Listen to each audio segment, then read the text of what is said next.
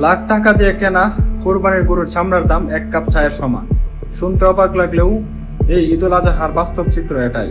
আমাদের সরকার যখন ইসির রুমে বসে বড় বড় বলে দিই কোটি টাকার মহা পরিকল্পনা করে, তখন সবকিছু তুলে মিশিয়ে লাখ লাখ টাকার চামড়া রাস্তায় বসে বেচতে না পেরে পানিতে ফেলানো হয়, মাটির নিচে কবর দেওয়া হয়। অথচ এই ঈদের আগে বাণিজ্য মন্ত্রণালয়ের তড়িঘড়ি দেখে মনে হয়েছিল এইবার বুঝে চামড়া খেতে ভাগ্য ফিরবে, যার কারণে আগের চেয়ে এইবার চামড়ার দাম বৃদ্ধি করেছে। কিন্তু যমুনা টিভি বলতেছে চামড়া ফ্রিতে দিলেও নিচ্ছে না, এবং চামড়া যাতে নষ্ট না হয় রাষ্ট্রীয় অর্থায়নে পুরো বাংলাদেশে লবণ বিতরণ করার ঘোষণা দিয়েছিল। এখন আপনারা বাস্তবটা জানেন, রাস্তায় নষ্ট হচ্ছে চামড়া এবং রাস্তাকেও নষ্ট করছে, এবং সার্বক্ষণিক মনিটরের জন্য খোলা হয়েছিল কন্ট্রোল রুম পুরো বাংলাদেশে, কিন্তু কোনোটাই কাজে আসলো না। এখন প্রতি বছরই আমাদের জাতীয় সম্পদকে এভাবে জবাই করা হচ্ছে। কার স্বার্থে এই ধ্বংসলীলা? আপনার মতামতটি কমেন্টে জানান।